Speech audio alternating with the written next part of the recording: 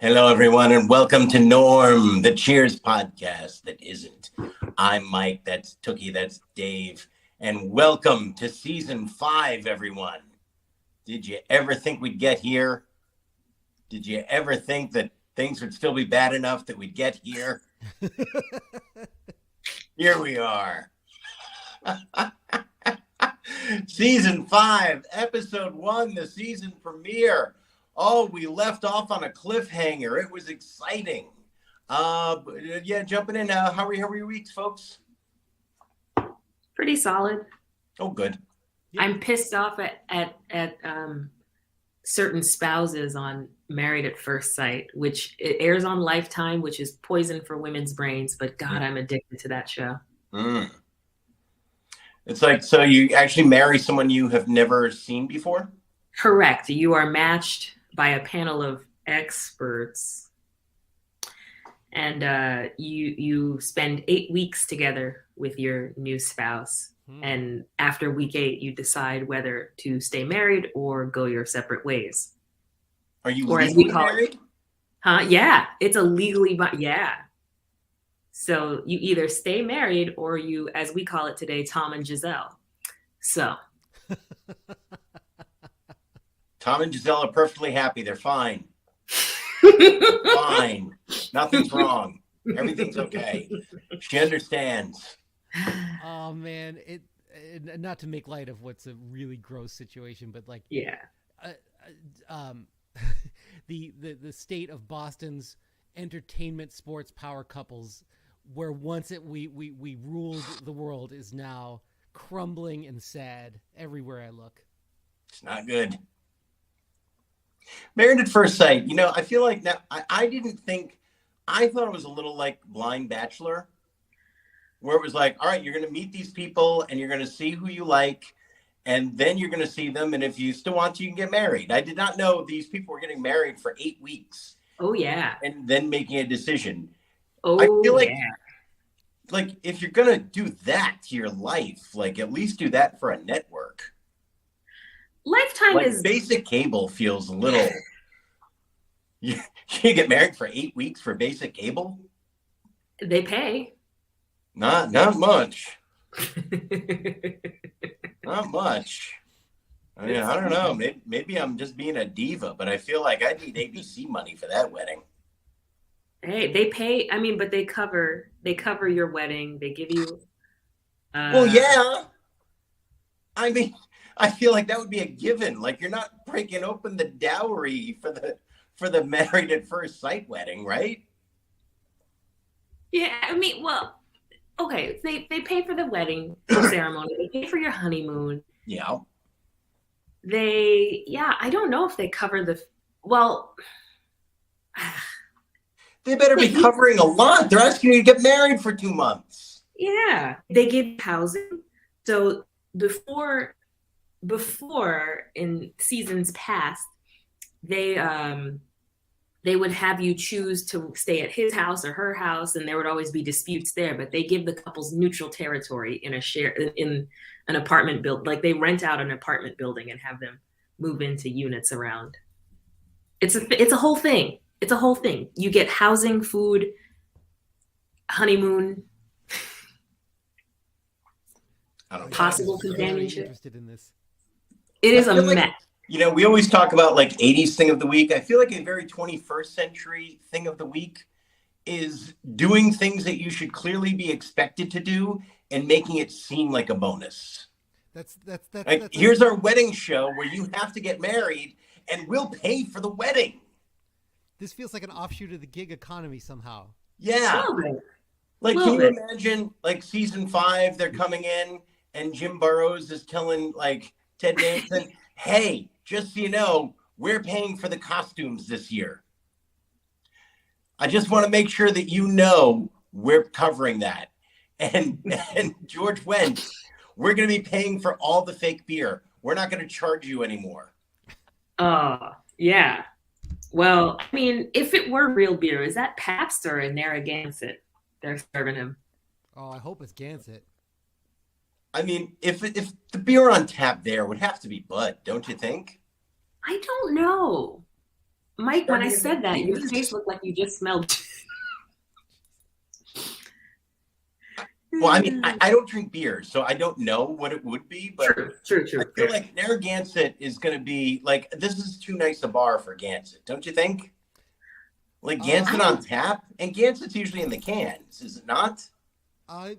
Gansett has like become like the sort of like highbrow of cheap beers, but in '86 it's definitely not that. Like, No. I think you're right. This is Bud or Miller Lite or something. It's a rare Dewey sighting. He's decided that he's social enough that he wants to be part of this. Dewey. You big idiot. We love a dog cameo. Yeah, Cheers, I feel like, is a level of bar where that would be Bud on tap. 100%. Oh, Dave's got peanut butter in the beard again. This is such a common occurrence, is this weird grooming thing. My dog got kicked out of daycare yesterday. What? Why? Motherfuckers. Why? Pissed about it. Because one, they said she barked too much. By the way, you know what the name of this fucking place is? Lewis and Bark. Fuck you. Seriously? Lewis and Bark. Lewis and Bark. And if you bark, you're kicked out. We don't expect them to actually bark. It's something so intrinsic to a dog that you made it the pun name of your shitty daycare. That is awful. I mean, yeah, like dogs. They do. She's that. not making other dog. She's playing. She's so friendly. She's literally a dog. They bark. Yeah, she barks a lot and gets the dogs riled up, and then they all come to play with her, and then she gets submissive. And we're a little worried about her safety. It's like she asks them all to come over, and then she gets submissive. It was very creepy. Yeah. And so maybe they said maybe it would be better if she just took a break for a while. And we're like, you give us our money back. She's not coming here anymore. My dog's a sweetheart. How dare they? Oh, God. Well, Speaking of dogs and Married at First Sight, on this season in particular, two of the couples who were paired up each have dogs. One has like a lab and the other has kind of like a Chihuahua mix, that is her child. And when they moved into the neutral apartment space, the lab, who is just not friendly with anyone other than her owner, kind of bit the other dog's eye a little bit. Oh. Okay. Yeah. And in order to appease his new wife, the guy literally sent his dog to it. It's a care facility, but it's a farm upstate. Oh no. And it all for the fact, and he did all of this for her, and she doesn't even like him. Like they're about to, yeah. How many people stay married on that show? The Nobody. numbers are not great, but when there's a true match, Higher success rate, Love is Blind or Celebrity Rehab with Dr. Drew? Rehab. Wow. So no one's ever stayed married. Oh, Love is Blind. Currently, Dr. Drew has helped no one. True. As for Love is Blind, we have to protect Lauren and Cameron at all costs. But everybody else can go to hell. I didn't watch an episode of the show, but I will make that an official platform of the Norm Cheers podcast. Everybody else can go to hell. Yes. All right. So speaking of problematic shows, we are here, season 5, episode 1, a little more awkward than I remembered it. Yeah. Yeah. I remembered some stuff, not all the stuff.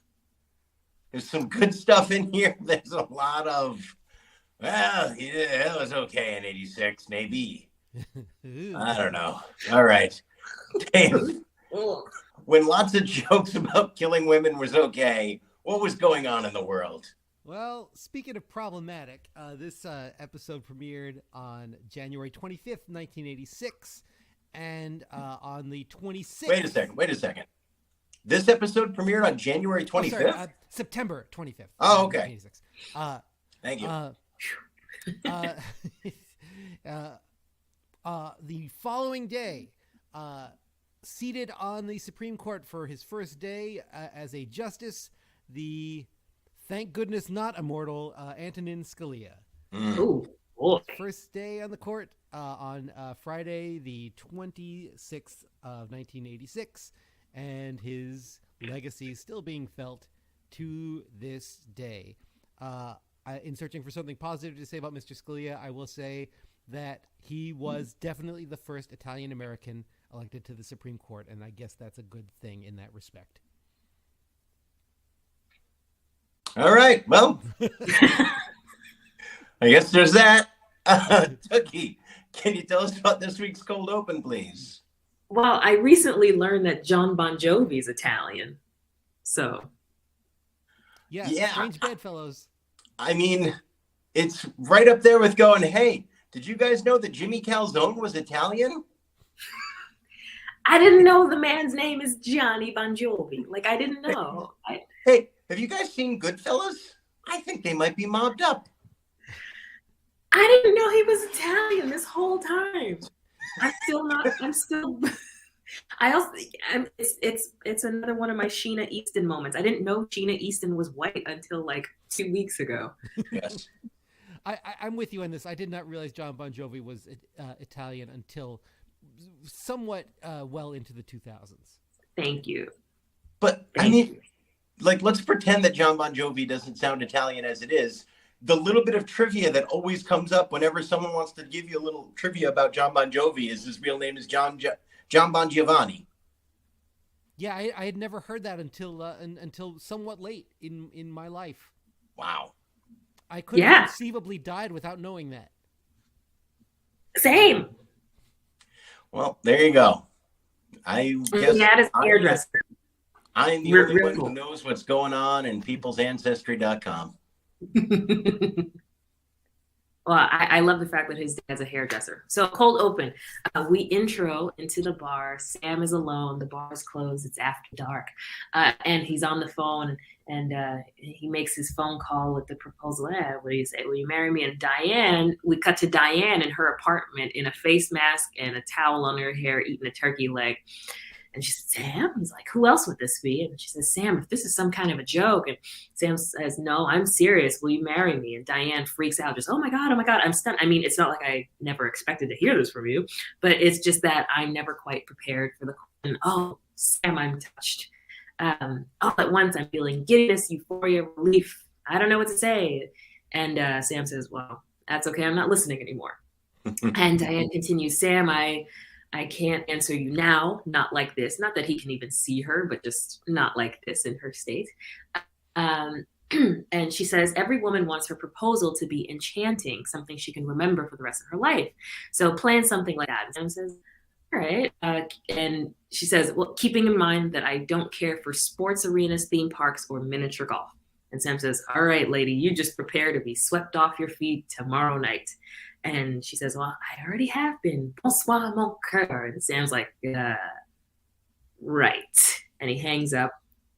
And we cut back to Diane picking up a photo of Sam that she threw in her trash, covered in carrot shards and whatever else. And she's wiping it off, but it's still smudged and gross. She says, I'll get another one, and puts it back in the trash. Roll credits. Yep. This week's cold open, a continuation of the final scene from last season's season finale. Mm-hmm. And deep down, everyone knew that he was proposing to Diane, but it was still a fun reveal when you saw that it was indeed Diane Chambers receiving her third proposal of Cheers. 3 proposals. I didn't even get asked to my prom. 3 proposals. Can you imagine? 3 fiancés, but you closed the deal with your fiancé, which is more than Diane Chambers ever managed to do. This is true. Mm-hmm. I didn't know this when I was reading a little bit about this episode. Apparently NBC had like a 1-800 number that you could call and vote as to who you thought Sam was calling. I mean, come on. And I guess it tilted, I think, like 70% in favor of Shelley Long, if I remember correctly. Yeah. Is this like the who? Oh, go ahead. Sorry. It's just, this is the kind of thing that makes me question democracy. It's like 30% of you friggin' morons thought he was calling up Janet to get engaged? Like, how does that even work on the show? That's absurd. Do you think that if there had been an overwhelming amount of support for Kate Mulgrew, that they might have changed things this season? You still have Diane under contract. Mm. And she's still the main character of the show. How weird is it if suddenly you've got a whole year of like engagement planning with Sam and Janet? I don't hate it. It's a very weird show. I don't hate it. Okay, but calling to vote who it is, like calling to vote about a character reveal, is that like the Who Shot JR phenomenon from Dallas? Nothing was as big as the Who Shot JR phenomenon. And, you know, and just in so much as this was very much a binary choice of it's got to be one of the two of them. Okay. And most people, even there, it was 70-30, they realized it was going to be Shelley Long. Who Shot JR? I mean, nothing approached the cultural dominance of Who Shot JR. Because everyone, the thing about that show was everyone hated JR. So it really could have been. Like, it was open to every resident of Dallas, really, potentially wanting to shoot J.R. Ewing. Oh, my God. All people talked about that summer. Like, in the kids department of Sears, there were T-shirts that said, "Who Shot J.R.?" So it was a meme of its time. Absolutely. And Very. that episode of Dallas is going to premiere the following night, on the Friday night, where they reveal that Larry Hagman's the previous season was entirely a dream. Ah. Was it the final season or just a season? No, they had a few seasons to go after that. Dallas ran a long time. Yeah. Yeah, but that was after What's-His-Face from Step by Step had left and realized he made a huge career faux pas. And Larry Hagman said, "Don't you think you just want to come back?" And he's like, "Yeah, but they killed me." And they all said, "Hang on." Yeah, Patrick Duffy. I remember seeing the E! True Hollywood Story about Dallas. There was a stretch in my 20s where even if I wasn't interested in the subject, I would watch an E! True Hollywood Story if I happened to see that one was on. I was like, all right, I guess I'm watching this one about Dallas. Mm-hmm. And it was great. It was fascinating. And just seeing the producer, like, where they're trying to figure out how to bring Patrick Duffy back, and then they realized no one really liked the last season. And so they just said, it was all a dream. And that's what they did. And they just picked it up with, it was all a dream, and they moved on. That's insane. That's insane. You can't do that these days. Oh, well, you can but it worked. When there's only 3 networks, you can get away with murder. I guess, but that is unhinged. That's a very, I don't know how to feel about that. That's quite a choice to handle. If you ever anyway, the thirst for Patrick Duffy, that's what it was. People were willing to accept that bullshit explanation just to get Bobby Ewing back on the show. Okay. There you go. All right, but let's talk Cheers. So it is revealed that Sam is proposing to Diane, and that is the A story, the only story, the story for the week. Sam and Diane are potentially going to get engaged. Sam is trying to figure out the romantic spot that would work best. He's thinking about a French restaurant that Woody has apparently peed in a couple of times. There's good jokes there. There are multiple fun jokes. We're going to talk about the uncomfortable stuff. I will say there were a lot of good jokes in this episode. Mm-hmm. Mm-hmm. There were good options or good lines. Kelsey Grammer, welcome to the before the credits roll. You are now one of those old-timey paintings. Congratulations. He's arrived. I remember learning that is a very big deal when they do that, because that, like, you get paid more every episode than you are before the credits, and then you get paid for episodes you are not even in, as long as you are, like, listed before the credits. So very big deal that they chose to make Kelsey Grammer a title card player. Okay. The first Boston KG that had a huge impact on my life. So many good KGs. And so far, Garnett has not let us down. Anything is possible, you guys. Come on, number 5. Just be good. What the heck, man? Come on. All right. Another Dewey sighting. This is a most auspicious sign. What is Dewey going through these days? You know what? Like, everybody's schedule's been a little weird. There've been like people in and out. Like Mel's been home sometimes. Molly's had some days off, so he's very confused right now. Right, there being a little needy, just a little needy. So Sam is trying to figure out where to propose to Diane. Cliff has the best idea and says, revealed Tom Brady. I forgot to put it on. Do not disturb. And just said the Daily Mail says that Tom and Giselle have hired divorce attorneys. Oh man, we did it. We jinxed them. It's the Daily Mail though, so it's not like CNN came on with it. So just hang on for that. Okay. Hang all on. right. All right. Hang on. Although Tom does not look football over family. I don't know. I know he's 45, but Tom looks haggard. That man is not going to bed at 8 p.m. the way he normally does. Nah, there's something in that avocado ice cream. Yeah, he's up until 8:45, binging on nightshades, just wondering where things went wrong. Anyway, Sam is trying to figure out a place. Cliff has the best idea. You rent a boat and you get some champagne and you anchor it in the water and it'll be fantastic. And Sam loves that idea. So that is going to be the plan. And then an awkward way to reveal that they are going to be, he is proposing to Diane. He tells Woody and saying, I'm only telling you this because I care about you.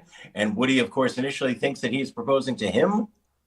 And then he realizes that he is not. And then even though Sam said to keep it a secret, Woody immediately reveals it to everybody. Yep. But they don't know who Sam could be proposing to. Carla and Frasier realize it quickly and scream in mutual horror. We are now on the boat. And there's a really lovely scene between the two of them. It's where you realize how much they do love each other. There's a fun bit about Popeye the Sailor Man. There's lots of good stuff happening on the boat. He references the fact that, if it weren't for Janet, they wouldn't even be there. And then he proposes, and she surprises herself by saying no. And let's get awkward. All right. It's a shocking moment. I would assume it does not feel good to propose and be told no. But he immediately defaults to, all right, well, you have two options. Either you jump in or I can throw you in. And she's starting to try to explain how she's feeling. He's saying, no, you have two options. You can jump in or I can throw you in. And he starts trying to talk again, and he stands up, and she immediately jumps in. Go to commercial. All right, look, we got some stuff to break down here. I get that in the 80s, this was a thing. I get that deep down, no one ever thought that Sam would actually hurt Diane. I understand that this was just a thing in sitcoms really before the year 2000. That was just a thing. Going back to Ralph Crandon saying, one of these days, Alice, and part of the charm is knowing that none of these men would ever actually do it, is knowing that Ralph would never pop her and that she would beat the shit out of Ralph if he ever actually came near her. I get that. It still felt weird watching this time. And it felt a little weird, especially because she jumped in almost like she really believed she would get thrown into the ocean. It was weird. It was uncomfortable. And it was strange because it's this moment, and maybe they needed to go that dramatic because, look, it is hard to like Diane at a moment where she has clearly indicated she would be saying yes. He went through all this trouble. You need to do a big romantic gesture. I need something special. And then no. That's rough. That is a brutal, brutal moment. And then somehow it manages to get you feeling weird about both of them. I felt weird about both characters during this. And I'm going to just progress through the rest of the episode to kind of sum up all these other moments that made me kind of uncomfortable. So, yeah, then we come back from commercial. She's explaining that she was worried that it was just this experience with Janet that made him propose, which doesn't really make a lot of sense because she knows he was with Janet and she knows he had that decision to make and he chose her. Like, it's not new. She doesn't get new information that really makes that moment there. It feels kind of like a contrived plot device. Sam decides, I'm fine. I'm going to leave. And he rows the dinghy away. His whole affect that time was it was eerie. It was spooky. And where he goes into a dissociated place where he's now suddenly emotionally unavailable. And I'm here. I know we have an understanding of mental health now that makes this scene weirder. Where it's like suddenly he's either going to get on the dinghy and leave, or something awful is about to happen. It's very ugly. The next morning he goes in, he announces, I asked, she said no. And it's very sad. And he talks to Frasier and they have a conversation about how it's perfectly reasonable to entertain insane thoughts. And Frasier talks about fantasizing about strangling Diane in a way that's very well acted and still real creepy. They decide that Sam just needs to get away in the boat. He's going to take the boat up to Marblehead, which is like an hour by water? I don't really know that that's much of a voyage, but still, that's something that we're probably only thinking about here. Going to take the sailboat up to Marblehead to clear his thoughts. Diane comes in. Diane is talking to Frasier, and it's another moment where you just kind of go like, look, I want to be on Diane's side here, but hey, first of all, can you imagine how he's feeling? She has a great one. My joke of the week, gee, let me imagine. Just a beautiful delivery from Kelsey Grammer. That was my joke of the week. Yep. It's the high point of the whole episode is that moment. It's incredible. Yes, where she's coming in explaining her rejecting Sam. Can you imagine how you're feeling? Gee, let me think. It's terrible because everything Frasier does is not okay. And yet Diane is being so terrible to Frasier too. I'm telling you the man who's completely hung up on me and emotionally obsessed with me. I'm going to tell you all about the man I love and who loves me. And let me tell you about the proposal. And by the way, during this, I'm going to ask for a massage. Would you massage me while this is happening? And as she's explaining it, he starts to wrap his hands around her neck. And then again, like, oh, I'm just waking up now. Oh, that could have gone badly. And he says he's taking the boat up to Marblehead, and she decides she's going to go and surprise him. And then Sam comes back. Oh, what are you doing here? Well, I decided the best thing to do is to dive into a bunch of women who are long on brains and short on syllables. I ran into an old friend who needs a break more than me, Monsignor Demeraux. Sam just hangs with Monsignors. That's just a thing you do. And so this man of the cloth is going to take the boat up to Marblehead. Diane shows up in a nightie, climbs in, and this Catholic priest, who we are in the 86, apparently believe is completely celibate and chaste and not at all versed in the ways of the sexy time, is shocked and they scream, and let's go to credits. Oh, there's a lot here. Okay, we come back. Diane proudly walks into the bar and says yes. Even after all that, she's saying, I want to get married to you. Sam is saying, no. You believe that offer is still on the table. That offer expired. She wants him to ask again. He refuses. He proudly announces that they will never, ever be getting back together. Offers to buy a round on the house. Diane gets her waitress apron on, says, well, we need to serve these folks drinks. She is completely convinced that they will be getting married, which is going to be an on-running joke for most of the first half of this season, that she is completely confident in the fact that they will be getting married. He's saying that's never going to happen, asks the regulars at the bar, after everything I just said, do you actually think we're going to get back together? Norm says, can I have my drink first? Cut to credits. Boy, there's a lot here. Yeah. A lot here. Multiple references to like killing Diane, Frasier just letting Diane go to a boat with a strange man.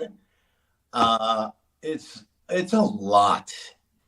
There's some good jokes here, but it's a lot. Yeah. Tookie, watching it for the first time, how did it strike you? Um, we'll get into it with one of my 80s moments. How about that? Please. Yeah.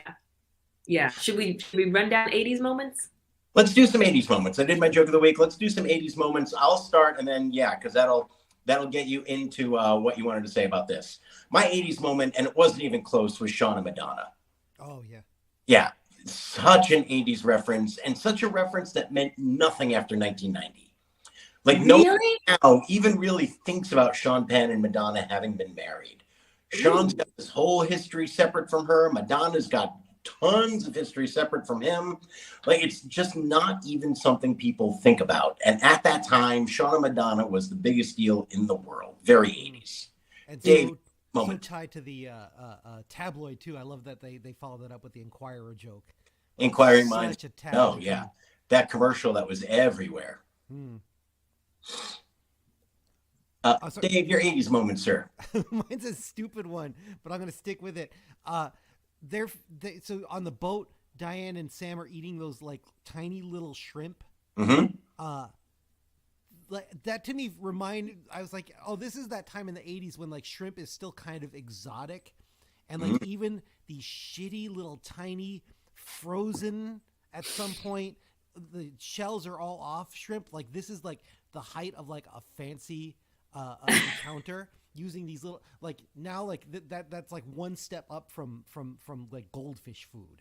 But at this point, like I mean, if I bring out shrimp and like they don't have the tails and they're not like like sizable, get them out of here. But at this point, tiny shrimp, very romantic. It was a time. All right, Tookie, let her rip. Okay, yeah, I also caught the Sean and Madonna and National Enquirer, a big ass phone book to find a romantic place, and Diane's hair and earrings with her proposal outfit, and the whole. I have to ask, like, was that a meme at some point? The whole thing, Diane's whole situation in the opening of the episode, where you always see when a woman is doing her night routine and her getting her beauty sleep, it's the green face mask, the cucumbers and the towel, the hair and the curlers and the towel and the robe and all of that. So that was a very, this is of its time. Maybe not specifically 80s, but of a time. Of a time. Moment. I would agree. And just so to tie back to your question about like how did this episode strike me, just like the casual misogyny of it.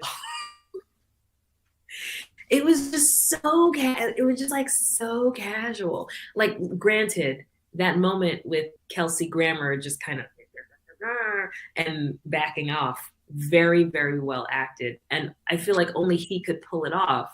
And I think it's also because like we know that Frasier's a teddy bear. But it's just like Sam casually talking about killing Diane, just the whole like killing a woman, or should we say unaliving for the sake of sponsors and the algorithm, unaliving a woman. We don't want to lose the apron. Yeah, no, I'm trying to secure this Casper sponsorship, but just just the whole thing, just it was just so like women's safety just was not a part of the conversation.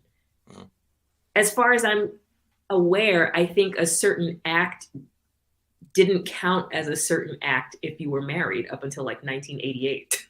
So yeah, just the attitude of it all. I was like, Jesus Christ. Like there were jokes. We have a Trevor joke even. Oh, which is from the opening credits of Sam, I don't know what to say. And Sam says, that's okay. I'm not listening anymore. Yeah. There were a lot of good jokes this week. Like a lot of good jokes. Jokes of the week possibilities. Yeah. But it was just like, holy crap, this is what we were on in 1986 still? Yeah. Not 1956? So yeah. The boat sequence, I think, is so scary because it seems like they shot that on some. Like it seems like that's on location. Yeah. And the lighting's weird. Like it has like this. It's much. It almost like veers like towards like horror movie, and it certainly like feels much more sort of dramatic. The size difference between the two of them on that boat on the flat surface is really pronounced, and when Sam starts acting threatening, it feels really icky. Yeah. It's interesting. I remember watching this at like 12 years old and none of this striking me this way. No, same. It was just funny. It was It just just hit different, yeah. just hits differently. Yeah.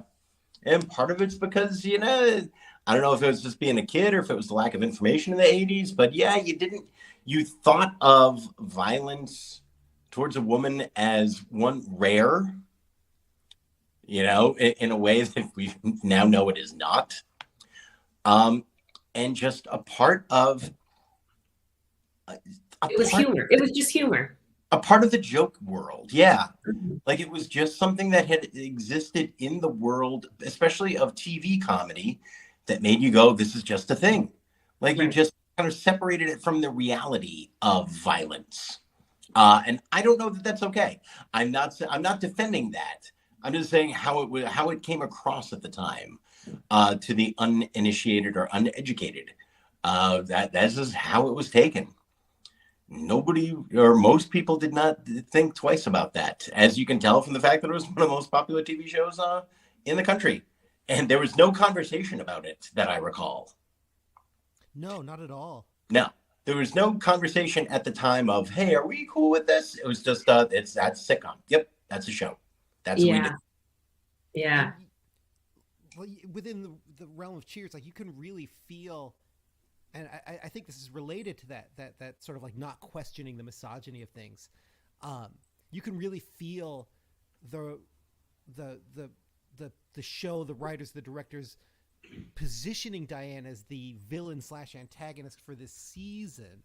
Yeah. And with somewhat good intentions, knowing that she's leaving the show and they have to figure that out. But like that misogyny, that callous way with which we sort of like treat the way they just sort of physically disparage or threaten her, I feel like they're kind of leveraging that to make it easier for her to leave at some point on some level. Yeah. Go ahead. Well, no, finish your thought. I was gonna, I think kind of like part and parcel with that too is like you were saying, Mike, she's being written as being less sensitive than she has been in the past. I don't think it's a massive change in her character, but she certainly is like she's being positioned as somebody who pushes everybody's buttons as the antagonist figure. And it's not being interrogated, but it's part of the energy that's I guess leading towards pushing her out at the end of the season. Yeah, I mean, my thought on it is, I'm glad we've realized that we are capable of doing this in the year of our Lord 2022, where a woman can be the villain, but you don't. But it's not like we just. It's a woman can be the villain. Woman can be like the absolute bad guy, right? Like Moana, right? You got to kill the lava monster in Moana, but like killing her means transforming her into Te with the heart of Te. If you remember Moana, I don't know. This is quite a bizarre analogy. You can defeat the villain. The woman can be the villain, and you can defeat the villain, but it doesn't have to be like it. Like talk about killing her isn't chill. It's not. It's either like there's stakes attached, where we have to eliminate a real threat, or like, we don't like her, you can't sit with us. And not just like, we don't like you, we're just going to casually kick you down some stairs. And no one's going to bat an eyelash. If that makes sense. It does. No, it does. It's interesting. I'm just spending a lot of time thinking about where the rest of the season goes and how I remember it versus how I'm going to feel watching it now. For it being very much like Diane is the positivity and the North Star of a lot of season 2, where she's so confident that they are getting married, and she brings that into every episode. And there's something fun about her getting under his skin because he knows she's right, because he's still in love with her, and you don't turn it off that quickly. So there is an element of potentially making her the villain, but also the positive character in a way, like shining truth on people, which makes people uncomfortable. And I'm just curious to see how it comes across this season, because all of those could potentially be true at the same time, and I'm remembering stuff, and then I am experiencing it new. So yeah, just a lot of true stuff that seems to conflict, but might not necessarily exclude. Yeah. All right. Let's go see if there's some more categories. We'll talk a little bit more about it. So I did my joke of the week. Tookie had the same joke of the week. Dave, your joke of the week. Well, I'll say this with the caveat that I'll try is really it murders the whole room. It's clearly like the biggest response of the week. But one of the things that absolutely killed me, which didn't get a big response, but I thought was such a funny joke, was when they were on the boat pre-proposal, and Diane was asking Sam, where he got the idea from, and she says, "Is it Frasier?" And he says, "No, actually, it was Cliff." And she says, "Okay, fine, don't tell me." Which was just such a funny little joke, and so perfect, and it hit double just because it was Cliff, and Cliff had this rare moment of a really smart idea, and no one's willing to give him credit for it. I loved it. Quick aside, there's a moment where Cliff is basically confessing to behaving inappropriately near the ladies' dressing room, and there's so much weirdness in this episode. I didn't even cover it. Yeah, that's the least of the concerns in this episode. The fact that Cliff is leering around the lingerie changing area. The incel leaked out. It's strong. There's an extra sitting next to Cliff in that sequence, wearing an incredible 80s sweater, and he just turns to him and levels him with a judgmental look that I was like, man, that might as well be Cliff's dad. All right, Tookie, how white was this week's episode?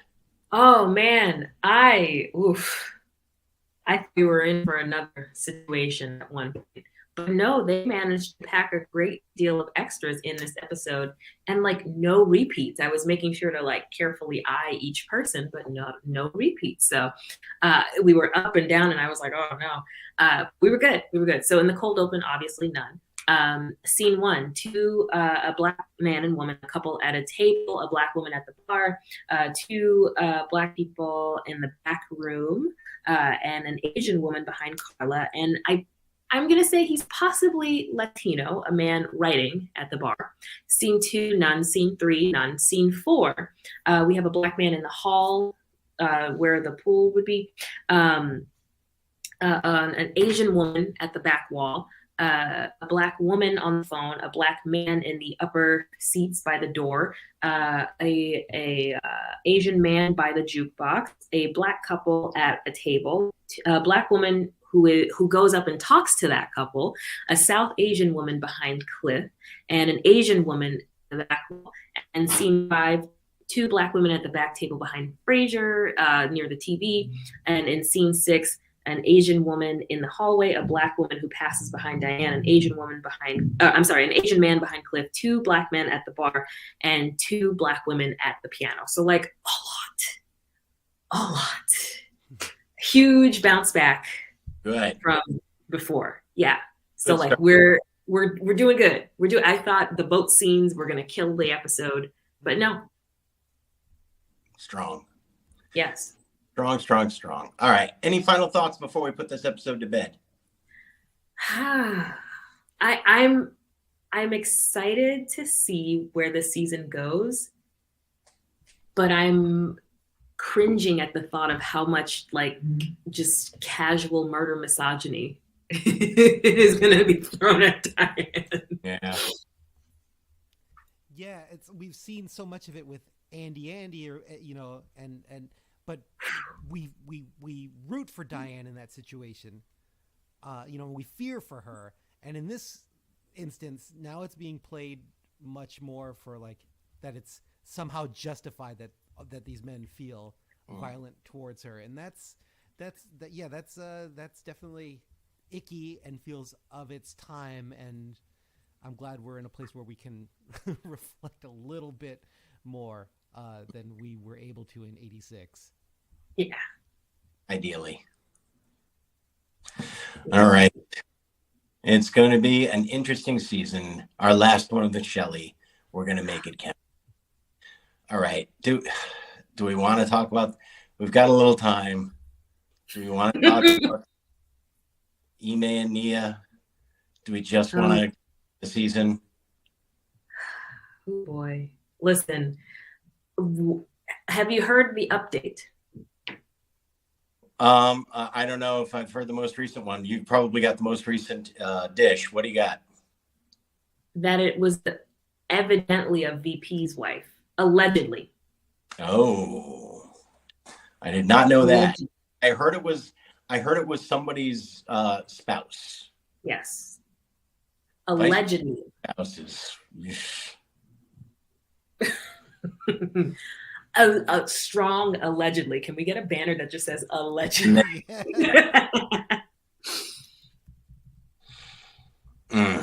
Yeah, and this is all. Already might get sued by my doggy daycare place. So yeah, let's be careful and not get Ime too pissed. Yeah, allegedly, it was a thank you, Dave, a VP's wife. Yeah, and it sucks because this is just what I've heard. Again, all alleged. But it just super sucks that if this were the case, that he's been sitting on this information for months and then has her uproot her life with her 2 sons to come to Boston before this is all revealed. Like she was already fully moved in. How awful. It's so bad. She deserves so much better. It's so bad.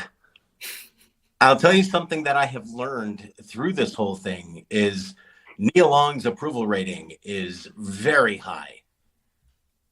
Like I always thought very highly of Nia Long. I did not realize until I scrolled through Twitter a little bit just how universal the love of Nia Long is. She's an all-star. Because unfortunately sometimes these moments pop up and it's like, well, if he's getting what he needs at home, he's not going to be straying. Like those attitudes pop up. Like poor Halle Berry has gotten that a lot. And I was really happy, but also sort of surprised by how much of it is Ime Udoka, you need to fucking apologize. How dare you? What is wrong with this man? Look at this queen. What are you doing? I was like, wow, there is nobody on Ime's side. Like the most Ime's got was, yeah, he did it, but who punishes someone this harshly? And then like by the next morning, people who started to hear were going, oh yeah, this is bad. Mm-hmm. Yeah, I can't get over the 10-hour Matt Barnes change of story. It's really remarkable.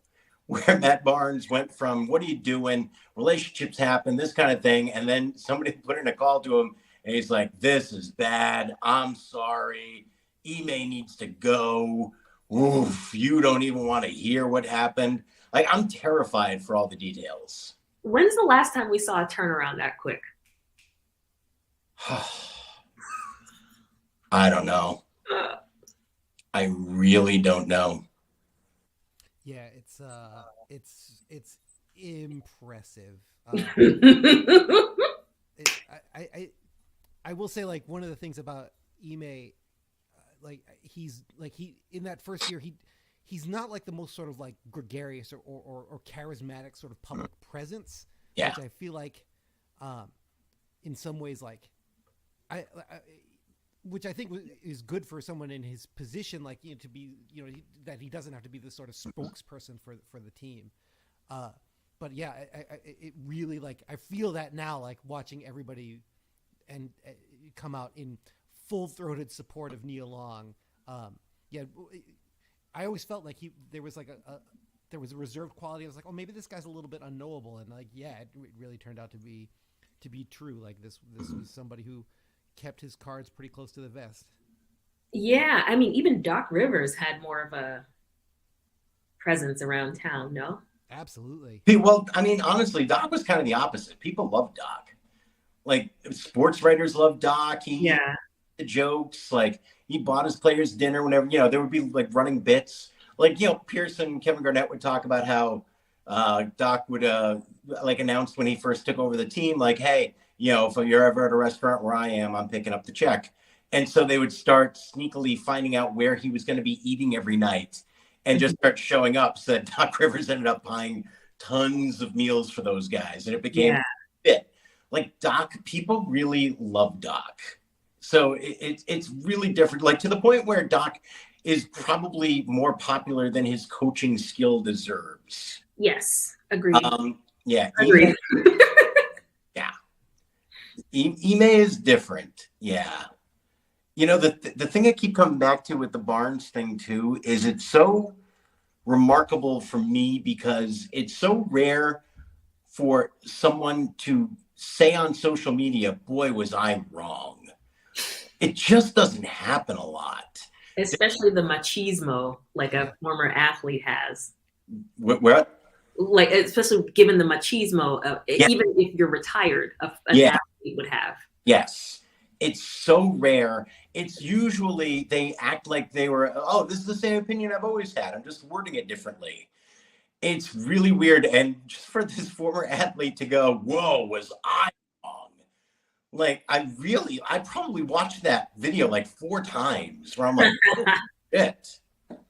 And just kind of listening for clues and just going, wow, this is, and it's, for a pro athlete to say it, a pro athlete who has seen other athletes doing lots of stuff that lots of wives do not know about. You know what I mean? Like just somebody stepping out on their wife or fiance in this case, like that's just not rare in sports. So for a pro basketball player to say this is bad, I really feel like I kept coming back to it. It was super notable. Yeah. I thought it was interesting too, like the Barnes wanted, like it's clear he wanted to get his voice on the record, I think it was smart. Now seeing how mercilessly Stephen A. Smith has been clowned for his initial response. Yeah. Like even in the moment, I forget who his co-anchor was, but like just like leveled him. For the take he had. Yeah. And then everyone on Twitter went after her, being like, how dare you talk to this man like that on his show, which he made here. Yeah. Yeah, he's that's not going to age particularly. No, it's not. It is not.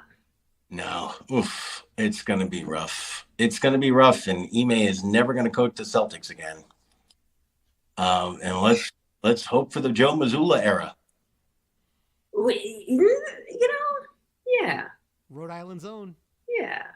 Rhode Island's own Joe Mazzulla. Missoula, Montana, in the house. That's where a certain someone's from. Yeah, I talked about that. That's Dave and I spent some time in Missoula, Montana. Yeah. Oh, yeah. Nice place. I've wanted to visit, but the family doesn't live there anymore. So it is a beautiful town. Mm-hmm. It is a beautiful town. If you do ever get the chance to visit, it is lovely. Great Pizza Hut with a view of the mountains. Ooh. Hope it's still there. Would imagine. I hope it's still there. Pizza Huts tend to become other things. That's true. But you just notice it more often because no one ever changes the roof. That's an expensive change. It is an expensive change, yeah. The number of businesses in New England that used to be Pizza Huts or Friendlies it's notable. Oh, wow. Yeah, I haven't thought about Friendlies in years. Yep. Ooh. But every once in a while, you're getting your hair cut in a place where you used to get a fribble. Mm-hmm. Well, yeah. A lot of supercuts, they're still in business, but some of them have been turned into boba tea places. That's an interesting leap. Yeah. Which I'm all for the boba tea. There's a cannabis place on Route 9 that used to be a Papagino's. Oh, wow. They still make a Papagino's? My Papagino's is still around. Not as, but it's still around. Okay. You can still get Papa G's. I have a standing promise to my daughter to take her to a Papagino's at some point. She's never been? She's never had a Papagino's dinner. Really? Gasp. That's kind of shocking. Yes. That was my fine, fast, casual family date in the 80s. In fact, I'm almost certain we went on September 26, 1986. What about Panera? You've been to Panera, right? Yeah. Oh, sure. Okay. That's not even in the same neighborhood as Papa Gino's. I'm just trying to check. I'm just checking. Panera. Like, who's having a birthday party at Panera? You never know. I went to multiple Papa Gino's birthday parties. Yeah. Jukebox in Fitchburg, Massachusetts was at the Papa Gino's. Yep. The Papa Gino's party and the Ground Round party. Sadly, the Ground Round party will never occur again. Oh, the Ground Round. I've heard of them. You were just on the cusp. I think so. I've heard of a Ground Round. Yep. Rodney Harrison got signed in a Ground Round. Really? Story. I've eaten at that Ground And he Round. came into Foxborough and they're going to take me out to dinner. And I'm thinking we're going to get like a nice steak. We're going to go to, something kind of fancy. We're going to go to Ruth Chris. They take me to the Ground Round. And I'm going, what's going on? And then Coach Belichick looks me in the eye and he says, Rodney, we want you here. And I go, sign me up, Coach. Wow. At the Ground Round, though? The Ground Round. And not the Ruth Chris? Ground Round. Got it done. Okay. Yep. Rodney's a cheap date. What can I tell you? What about a 99? Rodney's love don't cost a thing. He just wants to know it's love. 99 is not going to seal anything. Except perhaps your death warrant. 99 is going to be the next generation's friendlies. Your kids are going to be taking their kids into places and being like, this used to be a 99. And now this is where we get all of our hologram work done. Gen Z friendlies is 99. I used to get popcorn right over there. I don't know if that's sad or not. Sticky hologram. I can't tell if that's sad or not, but I feel something. As long as we feel something in this age. Just sit with it, Tookie. Okay. All right. All right. Any shows to promote this week, kids? I will be doing musical improv on Saturday night at Kismet Improv in the illustrious Pawtucket, Rhode Island, former site of the Ground Round. Wow. Fancy. Tookie, anything going on? I'll be in Framingham this Saturday. Yeah. Telling some jokes at Exhibit A Brewing. Very nice. Yeah. My retirement continues. Respect. Turning down work. Oh, I'll also be on a TikTok For You page near you at some point because I pissed off Weezer fans. Hey. Oh, not hard to do, I bet. No. Luckily, I don't feel like the Weezer fans are super motivated, so I think you'll be okay. Yeah. I think I'm good. Worry about your address getting out there. You know what I mean? Yeah. Yeah. All right. You'll be okay. All right, everybody. That's another one in the books. I hope you had fun. We are going to be back in 1 week with episode 2. Until then, I'm Mike. That's Tookie. That's Dave. We'll miss you. Stay safe. Bye, everybody.